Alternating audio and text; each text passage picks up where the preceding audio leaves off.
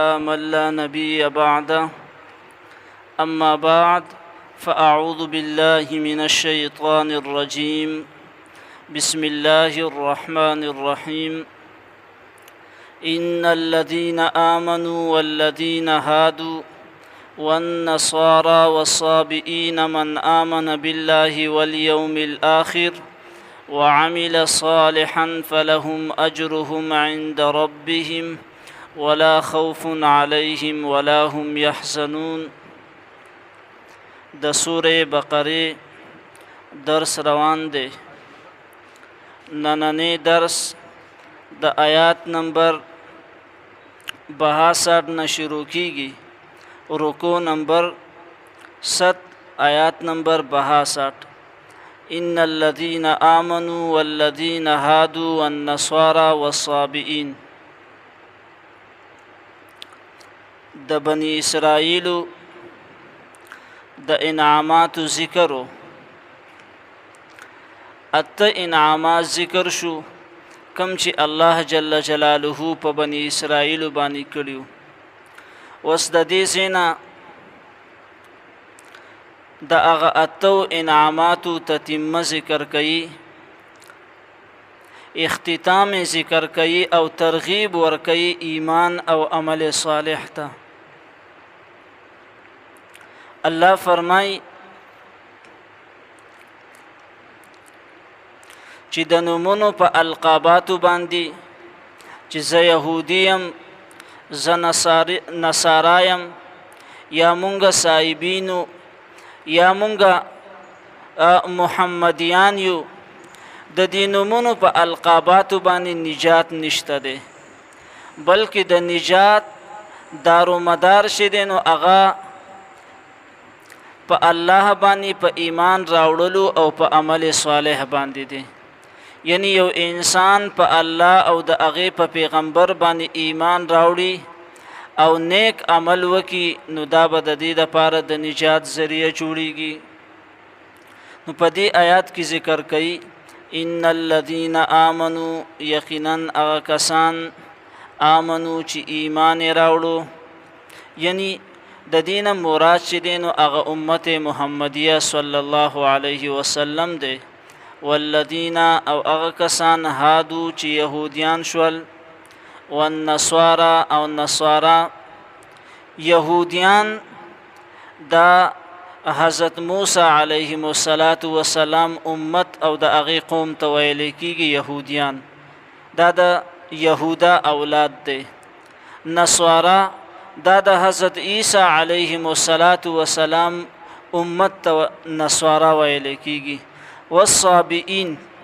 صائبین دی کې د مفسرین دوه اقوال دي. یو قول دا دی چې دا یو فرقه ده او د حضرت ابراهیم علیه السلام منون کې خلقو. دویم دا د اهل کتابونه د یهودونه یو فرقه وه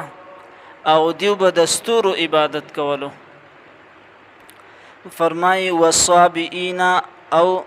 صابئین ستاره پرست، من آمنا چا چې هم ایمان راوړو بالله په الله باندې، والیوم الاخر او په ورځ د آخرت باندې، وعمل صالحا او نیک عمل وکړو، فلهم اجرهم پس د دیو د پاره اجر بوي د عملونو د دیو، عند ربهم پنځ د رب د دیو باندې. یعنی که یهودی که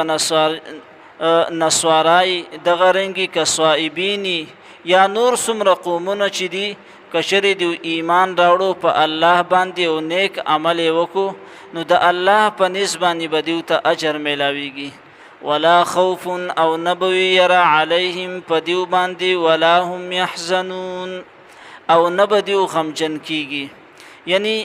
چې یو کس مؤمن او ایمان راوړي په خشان باندې نو الله جل جلاله دې ته په دنیا کې ډېره ښایسته ژوند ورکوي چې په هغې کې به غم او فکر او مصیبتونه او ټینشنونه نه وي. کله هم چې مونږ د الله د دین نه اعراض کوو نو د الله د طرف نه بیا په مونږ باندې تکالیف او مصیبتونه راځي. نو په هر حال کې د دین اسلام تابعداري پکار ده د رسول الله صلی الله علیه وسلم اتباع او هغه چې کوم شریعت راول دی د هغه پیروي پکار ده. وَإِذْ أَخَذْنَا مِيثَاقَكُمْ او کله چې واغسته مونږه میثاقکم مضبوطه وعده ستاسو نه، ورفعنا او پورتم کو فوقکم ستاسو د پاسه الطور کوه طور، خذو ونیسئ ما هغه آتیناکم چې درکړی مې دی تاسو ته بقوة په مضبوطیا سره، واذکروا او یاد کئ ما هغه څه فیه چې پدې کې دی لعلکم تتقون د دې دپاره چې تاسو ځان بچ کئ د شرک نه. یعنی الله جل جلاله چې کله موسی علیه السلام ته تورات ورکو او موسی علیه السلام خپل قوم ته رالی او هغې ته وی چې دا د الله کتاب دی، الله ما ته راکړی دی، په دې کې چې څومره احکامات دي تاسو په دې باندې عمل وکئ او په دې باندې ایمان راوړئ. نو مخې ته ورته قوم دا خبره وکړه چې د دې د احکامات خو ډېر زیات سخت دي، دا مونږ چرتې منلی شو. لکه څرنګه چې د نن زمانې د مشرق او د مشرق کم پیروکار خلک چې دي د هغوم دا نظریه ده او هغوم دا خبره کوي یاره د دین اسلام د کم احکامات چې دي دا خو ډېر زیات سخت دي، دا خو 21مه صدۍ روانه ده، د جدت دور دی، نو په دې کې ترامیم پکار دي، لږه شانتې کې اسانی پکې پکار ده، ځکه د دین اسلام د احکامات سخت دي. نو دا خبره د نن نه مخکې یهودیانو هم کړې وه، هغه هم دا ویلي موسی علیه السلام ته چې د دې کتاب د احکامات ډېر زیات سخت دي، د دې منلو ته مونږ تیار نه یو. دویمه خبره یې ورته دا وکړه چې تر هغه پورې مونږ دا کتاب نه منو تر څو پورې چې مونږ د الله نه برای راست دا خبره وانه ورو چې دا زما کتاب دی. نو موسی علیه السلام د بني اسرائیلو نه یو څو کسان د ځان سره کړه او دیو کوه طور ته لاړه، نو هلته کې برای راست د الله جل جلاله هغه خبرې واورېدلې، خو بیا هم د کتاب د منلو نه هغه انکار وکړو، نو الله پې عذاب راوستو، هغه هلاک شو. نو بیا الله په هغې باندې دا انعام وکړو چې دا خلک یې دوباره ژوندي کړله د موسی علیه السلام په دعا او سوال او زاري باندې. د ژوندي کولو نه وروستو بیا ورته د تورات دا حکم مخې ته کو چې دا کم کتاب مې دله درکړی دی، نو د دې کتاب په احکاماتو باندې تاسو عمل وکئ. نو دومره بدبخت خلکو چې بیا هم د هغې د منلو نه انکار وکړو، نو الله جل جلاله دا کوه طور داسې راوچت کو او په دې سر باندې ورته داسې ونیودو او ورته وی منئ که نه، که نه منئ نو هلاک کومم. نو د خپل یری د وجې نه هغو د تورات هغه احکامات ومنودل او د هغې احکاماتو منودو ته دا تیار شو. نو په دې واقعه کې په دې آیات کې دې واقعې ته اشاره ده چې الله د دیو نه دا وعده اخیستې وه چې دا کم کتاب مې دله درکړی دی، په دې کتاب باندې به تاسو عمل کوئ، په دې کتاب کې چې د کم څیزونو د کم احکاماتو ذکر دی تاسو به د دې احکاماتو پابندي کوئ. واذکروا ما فیه، یعنی د درس او د تدریس په ذریعه باندې به تاسو دا کتاب زده کوئ، دې له به وخت ورکوئ، دې ته به کینئ. دغه رنګې دا حکم د قرآن مجید هم دی چې په درس او تدریس سره قرآن یادول، د قرآن درس له ټیم ورکول او د قرآن زده کولو ته ناسته ده په هر مسلمان باندې لازم ده، ځکه د انسان د ژوند د تیرولو دپاره دا یو نظام حیات دی، یو دستور دی د احکم الحاکمین د طرف نه. لکه څرنګه چې یو سلطنتی، یو حکومت او د هغې آیین او یو قانوني، نو دغه رنګې د انسانیت په دنیا کې د ژوند د تیرولو دپاره دستور او آیین د قرآن مجید دی، او په هر زمانه کې هر پیغمبر له چې الله کم کتاب ورکړی نو هغه د ژوند د تیرولو دپاره دستور. ثم تولیتم، بیا واوړئ دی تاسو من بعد ذلک، یعنی د دې وعدې اخیستو نه بعد، فلولا فضل الله علیکم کچری نوی فضل د الله پتا سو باندې ورحمته او رحمت د اغا په قبلولو د توبې سره یعنی الله جل جلاله پتا سو باندې دا فضل او کرم وکړو چې په اغه موقع باندې هلاک نکلی بلکې مهلت دل درکو کشری الله جل جلاله په دغه وخت کې د بنی اسرائیل هلاک کړیو نو نن به د اغو نوم او نشان هم نو بلکې الله په اغو باندې رحم وکړو او فضل پی وکړو مهلت ولا ورکو نو اغه چې دا کم جرم کړو نو د اغه نه توبه وستا لکنتم نخاما خویب تاسو من الخاسرین د تاوانیانو نه ان الذين امنوا یقینا ها کسان چې ایمان راول دي یعنی مؤمنان شول والذین هادوا او هغه کسان چې يهوديان شول والنصارى او نصارا والسابئین او ستاره پرست من آمن بالله دیونه چې چاهم ایمان راوړو په الله باندې والیوم الاخر او په ورځ د آخرت باندې وعمل صالحا او نیک عمل وکړو فلهم د دیو د پاره اجرهم اجر بوي د عملونو د دیو عند ربهم پنځ د رب د دیو باندې ولا خوف او نبوي يرا عليهم په دیو باندې ولا هم يحزنون او نبدیو غمجن کیږي په ژوند د دنیا کې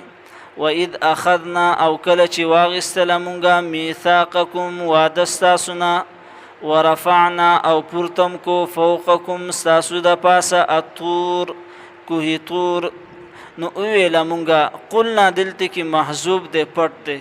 نو ویل مونږه خذو ونسی ما هغه آتیناکم چې درکړی مې دي تاسو ته بقوتن په مضبوطیا سره په زور سره وذکروا او یاد کړئ ما هغه صافی چې په دې کتاب کې دي لعلکم تتقون د دې لپاره چې تاسو ځان بچ کړئ د ګناهونو یا تاسو تقوا اختیار کړئ ثم تولیتم بیا واولئ تاسو من بعد ذلك ورستو د دینه یعنی د دې وعده د اغسلو نو ورستو د خپل لوس نه واولې دی فلولا فضل الله کشری نوې فضل د الله علیکم پتاسو باندې ورحمته او رحمت دهغه په قبلولو د توبې سره لکنتم نخاما خویب تاسو من الخاسرین د تاوانیانو نه سبحان ربك رب العزة عما يصفون وسلام على المرسلين والحمد لله رب العالمين یا الله دا سم چې ویلا واوري د الٰه العالمین په دې باندې عمل کولو توفیق راکا الٰه العالمین زمون په ژوند کې د رسول الله صلی الله علیه وسلم څومره طریقې چې د په انداز صدارا ولا الٰه العالمین د دین اسلام څومره احکامات چې د په دې باندې مونږ ټول ته د عمل کولو توفیق راکا الٰه العالمین څومره مسلمانان بیماران دي ټول ته شفای کامله عاجله مستمر نصیب کا دا زمون یو مرګره دی پروفیسور صاحب دی د دې بچي بیمار دی د ته ټول په جمع باندې دعا وکړي چې الله جل جلاله دې ته شفای کامله عاجله مستمر او نصیب کی نوجوان الګ دی چې الله جل جلاله تی دا بیماری ختم کی